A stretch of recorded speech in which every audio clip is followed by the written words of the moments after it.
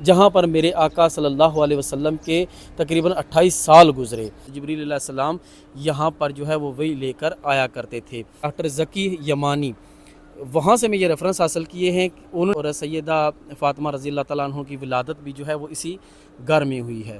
بسم اللہ الرحمن الرحیم، اللہم صلی علی محمد وعلی آل محمد وبارک وسلم۔ السلام علیکم، ایک اور انفارمیٹیو ویڈیو کے ساتھ آپ کے سامنے حاضر ہوں۔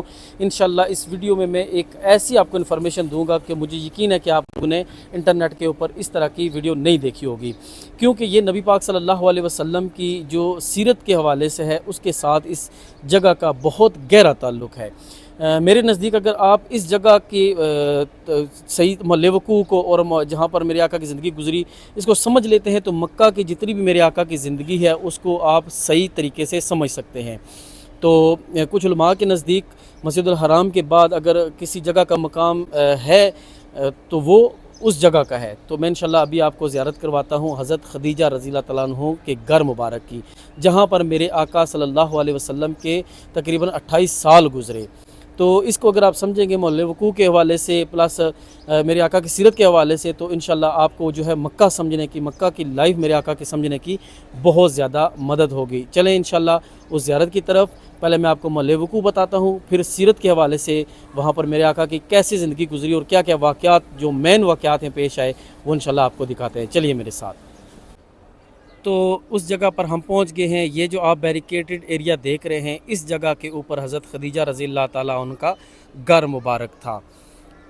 تو یہ جو میں چیز آپ کو بتا رہا ہوں یہ اوتھینٹک چیز بتا رہا ہوں، کیونکہ جو اس پروجیکٹ کے جب توسیع منصوبہ جاری تھا حرم کا، تو جو اس پروجیکٹ کے چیئرمین تھے، جو ہے اس کو لیڈ کر رہے تھے، یہ ان کی کتاب ہے ڈاکٹر ذکی یمانی۔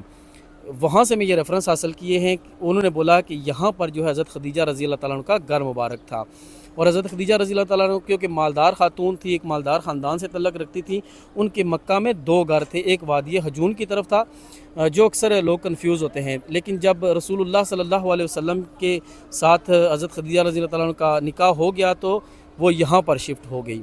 تو ساتھ میں انشاءاللہ اس گھر کا نقشہ بھی آپ کے ساتھ اٹیچ کر دوں گا کہ اس کا نقشہ کیسے تھا اور کتنے رومز تھے، میرے آقا کا جو جائے نماز تھی یہاں پر میرے آقا آرام فرمایا کرتے تھے وہ کس جگہ پر موجود تھی۔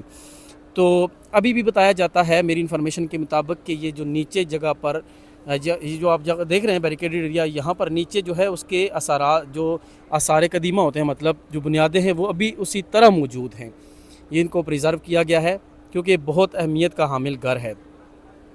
یہ وہی گھر ہے کہ جہاں میرے آقا صلی اللہ علیہ وسلم نے 28 سال گزارے، مطلب اپنی پوری جوانی سمجھ لے میرے آقا نے اس گھر کے اندر گزاری، اور زیادہ تر جو مکہ میں آیات نازل ہوئیں، مکہ میں جو صورتیں نازل ہوئیں اس کا زیادہ حصہ اس گھر کے اندر جو ہے وہ نازل ہوا۔ حضرت جبریل علیہ السلام یہاں پر جو ہے وہ وہی لے کر آیا کرتے تھے۔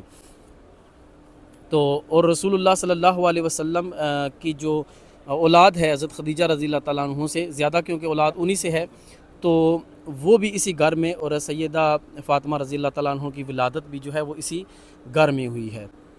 تو اس گھر کو اس وجہ سے بہت زیادہ اہمیت حاصل ہے۔ اس کا محل وقوع میں تھوڑا سا بیان کر دیتا ہوں۔ یہ آپ صفا مروہ کی پہاڑی دیکھ رہے ہیں، یہ اس سائیڈ کے اوپر جو ہے یہ صفا ہے، اور آپ کے اس رائٹ کی سائیڈ کے اوپر آپ دیکھیں گے تو یہ مروہ ختم ہوتی ہے۔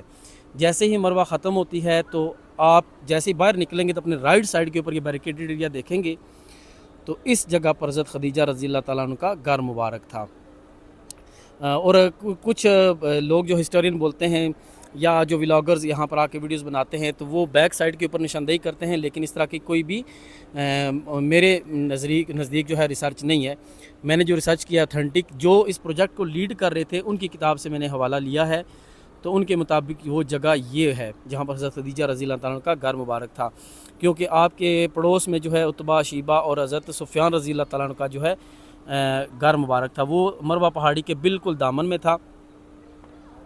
اور یہ وہی گھر ہے کہ جہاں پر رسول اللہ صلی اللہ علیہ وسلم کی اولاد پیدا ہوئی، اس کے بعد یہ وہی گھر ہے کہ جہاں پر وحی نازل ہوا کرتی تھی، اس کے بعد یہ وہی گھر ہے کہ جہاں سے رسول اللہ صلی اللہ علیہ وسلم نے مدینہ کی طرف ہجرت کی۔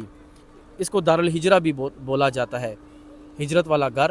حضرت خدیجہ رضی اللہ تعالیٰ عنہ کے گھر سے رسول اللہ صلی اللہ علیہ وسلم کا ہجرت کا آغاز ہوا، اور اسی گھر میں حضرت علی رضی اللہ تعالیٰ عنہ جو ہے وہ آرام فرما رہے تھے۔ جیسے ہم واقعہ سنتے ہیں کہ میرے آقا جب مدینہ کی طرف سفر کے لیے چلے گئے تو اس دن حضرت علی رضی اللہ تعالیٰ عنہ جو ہے وہ نبی پاک صلی اللہ علیہ وسلم کے بستر مبارک پر آرام فرما رہے تھے، تو وہ یہ گھر ہے۔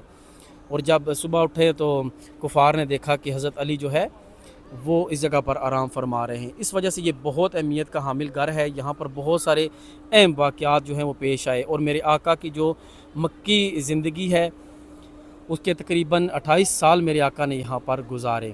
تو یہ بہت زیادہ انفارمیٹیو ویڈیو تھی، میں نے سوچا آپ جب تک ابھی آپ اور بکس کے ریفرنس لے کر اس کو اسٹڈی کر سکتے ہیں، تاکہ آپ کے اوپر جو ہے سیرت کے اور پہلو بھی جو ہے وہ اجاگر ہوں۔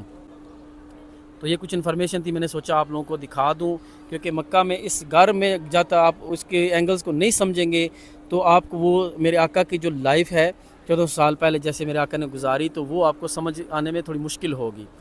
تو یہ دارالہجرہ بھی کہلاتا ہے، اور یہاں پر ہی میرے آقا کی جو اولاد ہے اور عزیز ترین اولاد ماشاءاللہ حضرت بی بی فاطمہ رضی اللہ تعالیٰ عنہ کی ولادت بھی یہیں پر ہوئی، جن کو خاتون جنت کا لقب میرے آقا نے دیا۔ تو باقی میں نے ملے کو آپ کو بتا دیا ہے۔ یہ سامنے جبل ابو قبیس ہے، اور یہ صفا مروہ کی پہاڑی ہے۔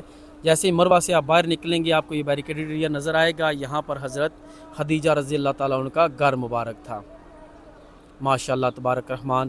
امید کرتا ہوں آپ کو یہ ویڈیو پسند آئی ہوگی، اگر پسند آئی ہے تو لازمی میرے چینل کو ہے سبسکرائب کر لیں۔ جزاک اللہ خیرہ۔